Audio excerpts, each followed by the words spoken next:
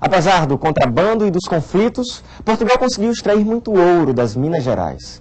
Porém, nas relações entre a metrópole e a colônia, as revoltas não deixaram de acontecer. Inconfidência, deslealdade, traição ao rei punida com pena de morte. O que levaria tantos homens a arriscar suas vidas lutando contra a política da coroa portuguesa?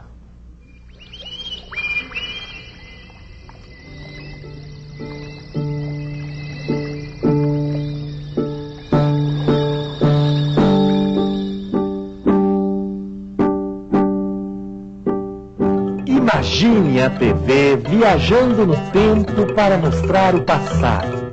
Imagine a vida, as pessoas, os sonhos de outras épocas. Imagine tudo isso como era há alguns séculos. 500 anos de Brasil Colônia na TV. Episódio 8, Segredos da Inconfidência. Em 1750, Dom José I foi coroado rei de Portugal. Escolheu como ministro o Marquês de Pombal, um homem capaz de causar grande polêmica na sua atuação. Vamos reformar umas coisas por aqui. Boa parte do ouro que extraímos do Brasil só está servindo para conter as revoltas nas áreas de mineração. E tem que ser contidas mesmo. Não podemos deixar a corda solta. Bobagem! Se queremos que os brasileiros colaborem, temos que ser mais flexíveis com eles. Vou até escolher alguns deles para trabalharem conosco na administração. Também criarei companhias de comércio para vender os produtos do Brasil aqui, na Europa. O senhor vai criar uma concorrência com nossos produtos. Vai arranjar problemas com os comerciantes de países amigos. Afinal, vocês querem ou não querem que o ouro brasileiro venha para Portugal? Claro que queremos. Pois não parece. Só falam de problemas. Onde estão as suas propostas? Nossas propostas? Nossas propostas? Nossas propostas? Onde estão nossas propostas? Ora, elas estão na nossa cabeça, evidentemente. Evidentemente. Pois quando elas saírem daí, me mostrem, por favor. Portugal tem pressa de crescer.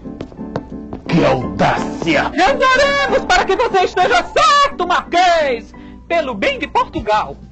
O Marquês de Pombal agiu como um ditador em várias ocasiões. Para evitar que a igreja interferisse nas suas decisões, ele chegou a manipular a Inquisição, um tribunal que torturava e matava as pessoas que se colocassem contra as leis da Igreja Católica. Pombal esteve envolvido em várias guerras contra nativos brasileiros e colaborou para expulsar os jesuítas da colônia.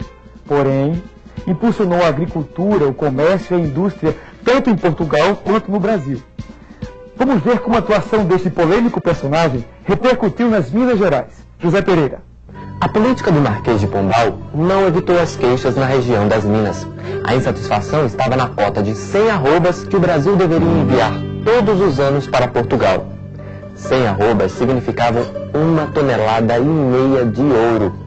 Se esse valor não fosse alcançado nas casas de fundição, os mineradores teriam que completar o que faltasse. O ouro das minas está diminuindo, já notou? Notei. Não está tão fácil de achar como antes. O pior é que Portugal não quer baixar a cota. Já estou devendo uma fortuna. Ainda bem que o Marquês de Pombal aceita a rolagem da dívida. Pois é. Se a coroa resolvesse cobrar tudo de uma vez, eu estaria frito. Você e todos nós.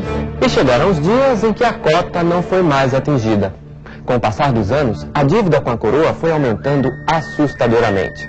O próprio sistema financeiro das Minas, onde quase tudo era comprado a prazo, ficou paralisado.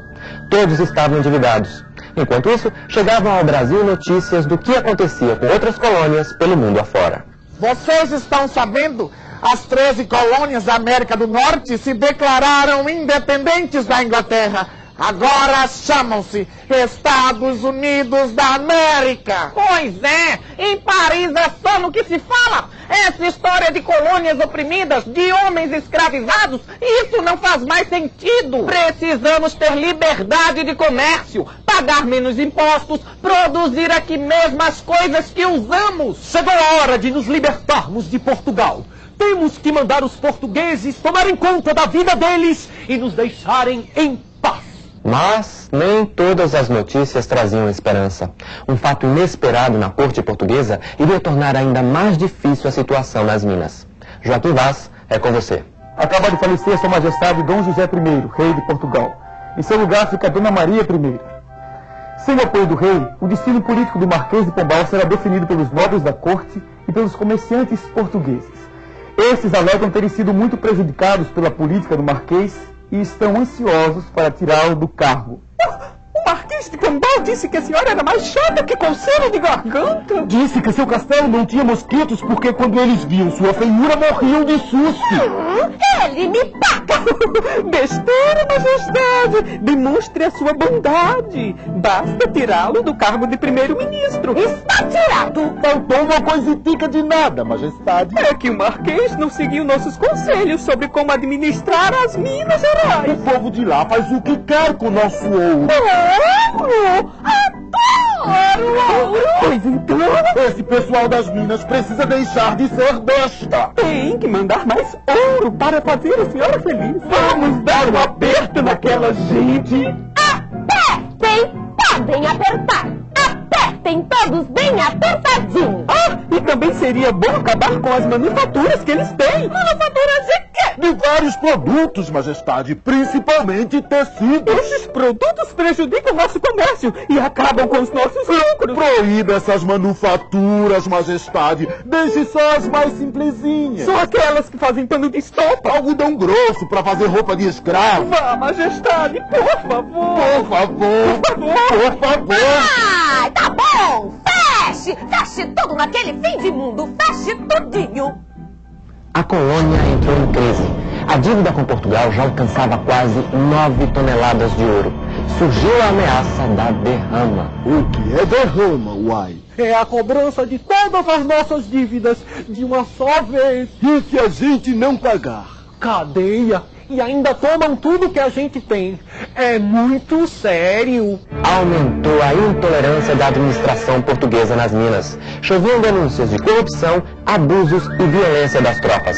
Em 1788, Portugal enviou o Visconde de Barbacena para governar a capitania e verificar por que a arrecadação de ouro estava diminuindo. Visconde, o senhor vai mesmo aplicar a derrama? Derrama? Quem disse isso? Sem comentários, sem comentários! É claro que o Visconde só está aqui para lançar a derrama, meus amigos. Até quando teremos que viver no medo e na dor? Não podemos mais continuar aceitando o domínio de Portugal sobre uma terra que é nossa. Esse alferes fala demais. Não sei como ainda não foi preso. As autoridades preferem dar a impressão de que ele é um maluco qualquer falando besteira. Pudera, o que ele diz faz sentido e pode nos beneficiar também. Eu e você estamos devendo uma fortuna a Portugal. Se houver independência, a dívida deixará de existir. É verdade! E como somos poderosos depois da independência, poderíamos fazer novas leis que nos tornassem ainda mais ricos! Estou começando a gostar dessa história. Ouvimos seu discurso, alferes, e estamos impressionados. Que tal se nos encontrássemos para conversar mais sobre o assunto? Coincidência, poeta. Hoje à noite reuniremos alguns amigos na casa do tenente-coronel Francisco Andrada. Apareça por lá.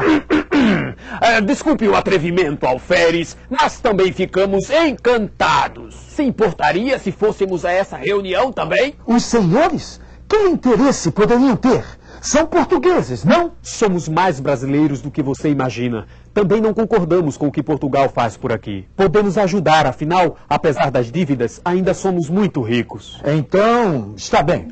O movimento que seria chamado de Inconfidência Mineira estava ganhando forma. As reuniões começaram a acontecer com maior frequência e tornaram-se cada vez mais secretas e perigosas. Conheço gente em toda parte. Vou buscar o apoio que puder. Mas vá com calma, viu, Tiradentes? Você fala demais. Não é bom ficar provocando os portugueses numa hora destas. Macedo garantirá o dinheiro. Padre Rolim e Padre Toledo vão trazer as tropas que ajudarão a tomar o poder. Então proclamaremos a República e ficaremos livres de Portugal para sempre. São João del Rei será nossa capital. Faremos de Vila Rica uma cidade universitária, onde os jovens brasileiros possam estudar sem precisar ir para a Europa. Construiremos fábricas, venderemos ferro, tecido, pólvora e muito mais. Libertaremos todos os escravos. Isso não, meu filho! E minhas terras?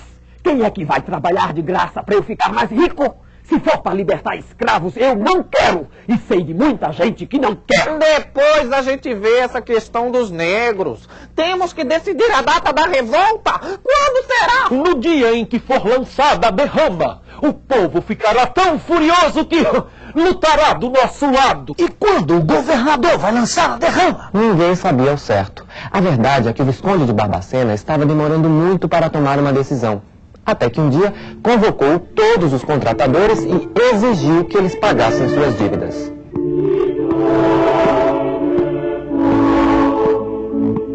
Como é? Vai pagar o que deve ou não? Sabe o que é, senhor Visconde? Se o senhor prometer que vai perdoar as minhas dívidas, eu lhe conto uma coisa que eu sei. Que coisa será esta? Tem que ser muito importante. Se o senhor não achar importante, poderá quebrar a promessa se quiser. Está bem assim? Está. Se o segredo for importante, prometo perdoar suas dívidas. Ao saber de todos os detalhes do plano dos Inconfidentes, Barbacena suspendeu definitivamente a derrama, enfraquecendo o movimento. Em seguida, mandou prender todos os envolvidos e estabeleceu uma devassa, uma espécie de processo para investigar e registrar tudo sobre a conspiração. O Visconde cuidou de controlar os processos para proteger os contratadores. Os demais Inconfidentes seriam punidos com a morte, ou então enviados para uma prisão na África. O Tiradentes já confessou. Não, senhor! Ele insiste em dizer que não sabe de nada. O que devo fazer, senhor? Insista também, só mais um pouquinho. Garanto que ele acaba falando tudo o que tem que ser falado.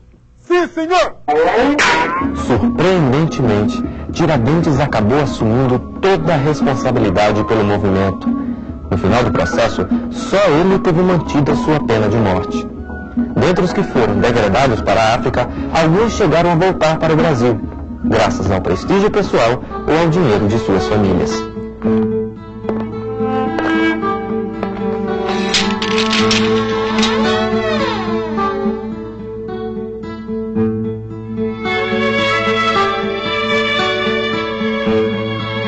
Tiradentes foi enforcado e esquartejado no Rio de Janeiro.